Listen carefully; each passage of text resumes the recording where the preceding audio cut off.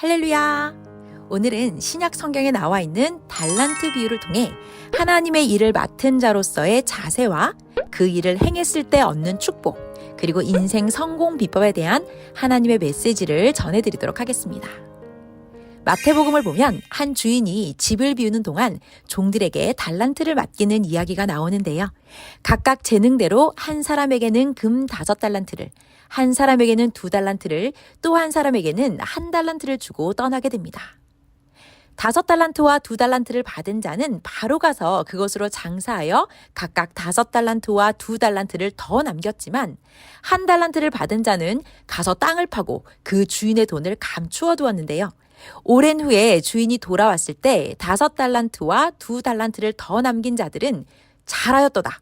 착하고 충성된 종아, 내가 적은 일에 충성하였음에 내가 많은 것을 내게 맡기리니 내 주인의 즐거움에 참여할지어다 하며 칭찬과 축복을 해주었지만 받은 1달란트마저 땅에 묻어둔 종에게는 악하고 게으른 종아, 이 자에게서 1달란트를 빼앗아 10달란트 가진 자에게 주라 하며 책망과 심판을 하게 됩니다. 달란트는 유대인들의 화폐 단위를 말하는데요. 영어로는 talent, 곧 재능, 재주와 같은 뜻으로 해석이 되기도 합니다. 이 비유에서 주인은 곧 하나님, 그리고 종들은 우리들, 달란트는 각자 가진 소질과 재능을 말하는데요. 그렇다면 이 이야기가 주는 교훈은 무엇일까요? 바로 하나님은 누구에게나 하나님과 연관된 사명을 맡기시되 인물이나 학벌, 성별 등을 따지는 것이 아니라 바로 그 사람이 가진 재능과 소질, 능력대로 그리고 때를 따라 일을 맡기시고 이때 일을 맡은 자의 자세는 바로 충성입니다. 충성이라는 단어는 군대에서만 쓰는 것이 아니고요. 그 사전적 의미를 보면 진정에서 우러나오는 정성, 특히 임금이나 국가에 대한 것을 이른다고 되어 있습니다. 진정에서 우러나오는 정성, 이 말을 좀 더 쉽게 성경적으로 표현하자면 마음과 뜻과 목숨을 다해 행하는 것을 말합니다.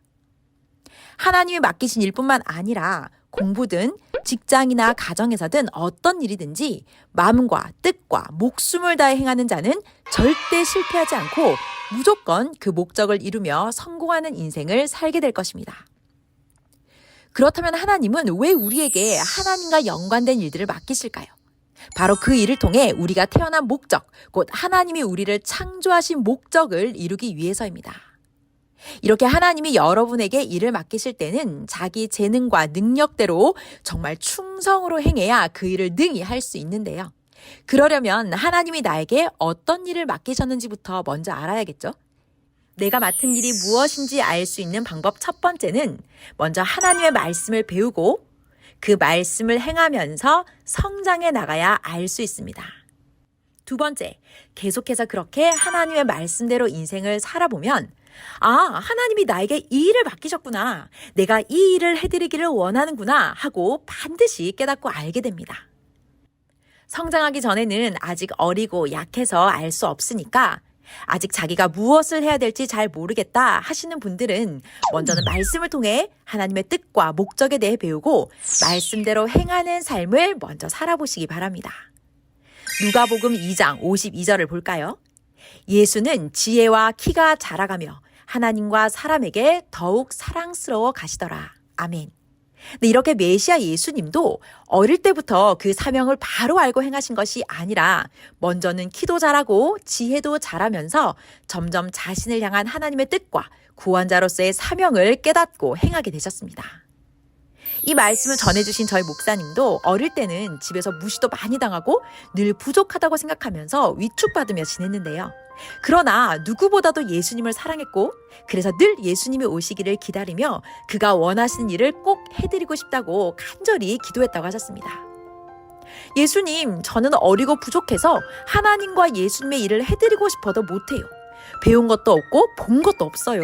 그리고 자격도 안 돼요. 그런데 예수님밖에 없어요.